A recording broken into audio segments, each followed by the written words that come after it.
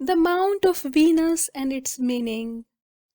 The portion of the palm under the base of thumb and inside the line of life is called Mount of Venus.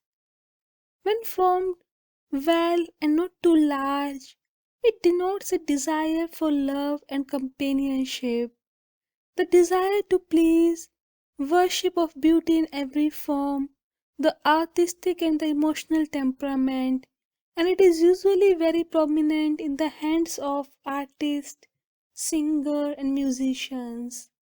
This mount, the science of physiology, teaches covers one of the most important blood vessels in the palm, that is the great palmar arch.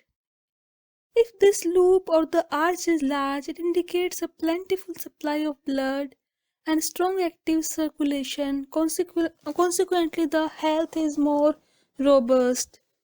It is found that the persons possessing this mount, well developed, being in active strong health, are naturally more full of passion than those individuals in poor health and who in consequence have this portion of the hand either flat or poorly developed. Hence, when this mount is large, it has been considered to show passion and larger sensuality than when flat, flabby, or non developed. This mount is therefore called positive when high or large, and negative when small or flat, with the rest of the hand normal.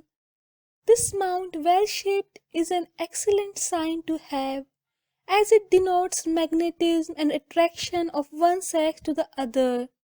But if found together with vicious or abnormal signs in the hand, it increases those tendencies. When considered with the birth date, as alluded to in former chapters, it helps to throw considerable light on characteristics that might otherwise be overlooked. The student may consider it positive when subject is born between April 20th and May 20th, and in minor way until May 27th.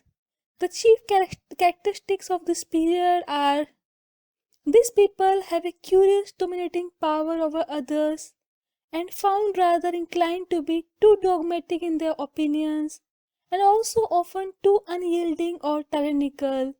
They are considered stiff necked and obstinate, but the strange thing is that they become the most object, abject slaves of all the objects of their devotion, and they will consider no sacrifice too great for the one being who holds or attracts their affection.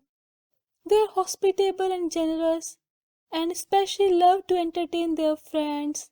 They make wonderfully good hosts, have great taste about food, and love to give excellent dinners.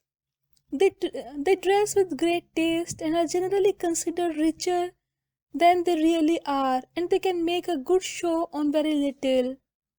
They are impulsive in their likes and dislikes, rather too frank and outspoken, quick in temper, and when their blood is up, they have no restraint on what they say.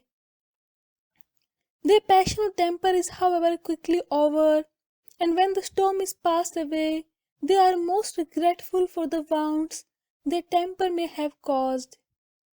These types are most easily influenced by their surroundings and become morbid and depressed when they are forced to live in gloomy or uncongenial conditions. Neither the man nor the woman born in this period should marry early, for their first attempt is usually a mistake.